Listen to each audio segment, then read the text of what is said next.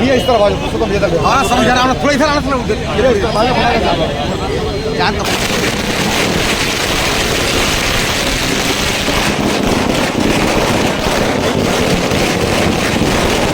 यही रुके ना, कहाँ जा रहे हैं? किसानों के हित में किस तरीके से पार्टी अब कार्य करने जा रही है। लगातार कांग्रेस का जो आरोप रहा है कि भाजपा किसानों को वो नहीं दे पाई जो कांग्रेस देती है। देखिए, सबसे पहले मैं आपको बताऊं कि इस देश को कृषि प्रधान देश कहा जाता है और इतिहास गवाह है, किसानों के हित में अगर किसी ने काम किया, इस 78 साल के आज़ादी में करीब 58 से 60 साल कांग्रेस ने राज किया, लेकिन कांग्रेस कभी किसानों के हित में काम नहीं की। अगर किसानों का हित में अगर कोई निर्णय लिया, जो ये जमीन के मालिक हैं उनके लिए किसान क्रेडिट कार्ड बनाने का काम किया, तो छत्तीसगढ़ राज्य के निर्माता भारत रत्न माननीय अटल बिहारी वाजपेयी जी ने किया। और तब से आप देख रहे हैं किसानों का उत्थान लगातार हो रहा है।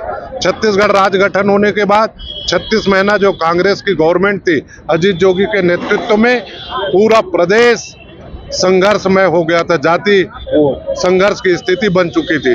लेकिन जब भारतीय जनता पार्टी की सरकार आई 2003 में और उस किसान क्रेडिट कार्ड में जो 14% ब्याज दर लेते थे, तो उसको 12, 9, 6, 3 करके आज 0% में ब्याज भारतीय जनता पार्टी की सरकार रमन सिंह के नेतृत्व में दी।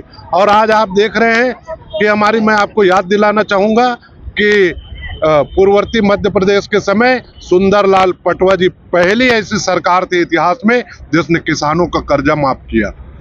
हमारे नरेंद्र मोदी जी की सरकार किसानों के हित में लगातार काम कर रही है। आज 26 लाख किसानों को पीएम किसान सम्मान निधि के माध्यम से किसानों के खाते में करीब 300 करोड़ रुपया उनके खाते में गया है, मात्र छत्तीसगढ़ का।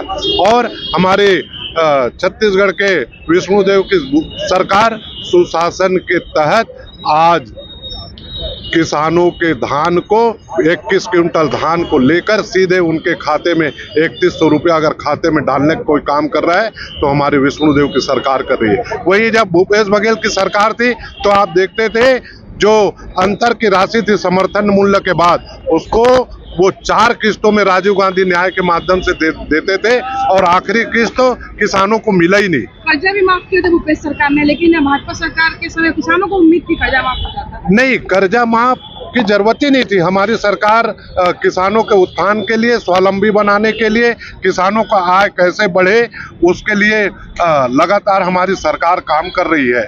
और भूपेश बघेल ने तो किसानों का कर्जा माफ की बात कही थी, लेकिन नेशनलाइज बैंक के किसानों का कर्जा माफ हुआ क्या? तो वो तो कांग्रेस इसलिए सरकार में आ गई थी कि अभी नहीं तो कभी नहीं करके ताबड़तोड़ उनने जो घोषणा किया, और 5 साल में क्या हश्र हुआ प्रदेश का आपसे किसी से छुपा नहीं है। आपके आने का उद्देश्य क्या, किस तरह की बैठक? हमारा उद्देश्य ये है कि हमारी प्रदेश वर्किंग कमेटी, हमारी माननीय प्रदेश अध्यक्ष जी किरण सिंह देव जी ने जब पूरे टीम गठित की प्रदेश की, और उसमें किसानों का प्रदेश है, किसान मोर्चा के अध्यक्ष के नाते मुझे जो दायित्व मिला, और हमारे प्रदेश नेतृत्व के निर्देश पर सभी मोर्चा के प्रदेश अध्यक्ष पूरे जिलों का, मंडलों का दौरा प्रवास करें, ताकि हमारे आने वाले समय में जो नई वर्किंग कमेटी बनना है वो अच्छे से मजबूत से बने।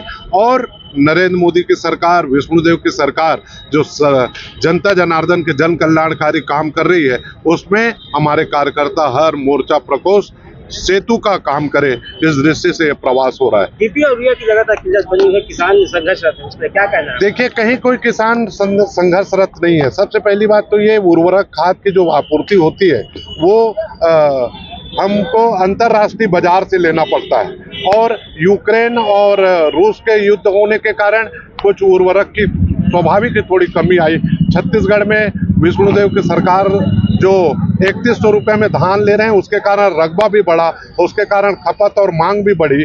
और किसान जो छोटे छोटे किसान है या जो संपन्न किसान है, वो लेम्सो से, सोसाइटियों से किसान क्रेडिट कार्ड में प्रकरण नहीं बनाने के कारण वो मार्केट में लेते हैं, इसलिए जो ये अव्यवस्था की दृष्टि आई। लेकिन उसके बाद भी हमारी विष्णुदेव की सरकार और हमारे यहाँ के कृषि मंत्री और पूरे छत्तीसगढ़ के 10 सांसद भारतीय जनता पार्टी के, हमारे उर्वरक मंत्री माननीय जेपी नड्डा जी से मिलकर उर्वरक की कमी को ध्यान में लाए और जो 2,60,000 मैट्रिक टन हमको जो आपूर्ति होनी थी उसमें उस समय जो थोड़ा सा कमी चल रहा था उसके लिए 30 लाख मैट्रिक टन चीन से उर्वरक लेके छत्तीसगढ़ को पूर्ति की गई। और किसानों को दानादार उर्वरक उपयोग करने की आदत है, जबकि हमारा हिंदुस्तान का भारत का प्रोडक्ट लिक्विड के रूप में nano urea, nano DOP market में है। धीरे धीरे वो किसान जब और वो ज़्यादा प्रभावी है क्योंकि वो पूरे तने में, पत्तों में और जिस भी ढंग के हम कृषि उत्पाद लेते हैं उसमें वो सीधा पड़ता है। इसलिए जब किसी भी प्रकार के उर्वरक की कोई कमी नहीं है। ये तो कांग्रेस को मुद्दा विहीन है, तो थोड़ा एक चर्चा का कैसे हाई करके वो विषय को लिए थे।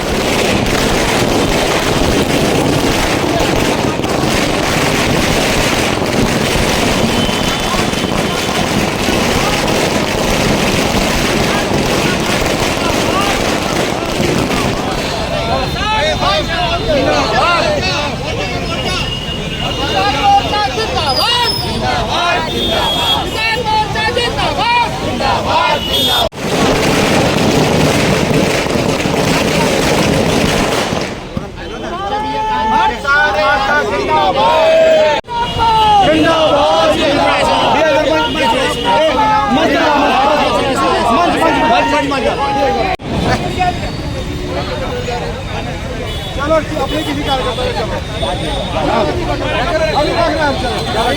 चलना बहुत ज्यादा नहीं, चाय भी नहीं आएगी।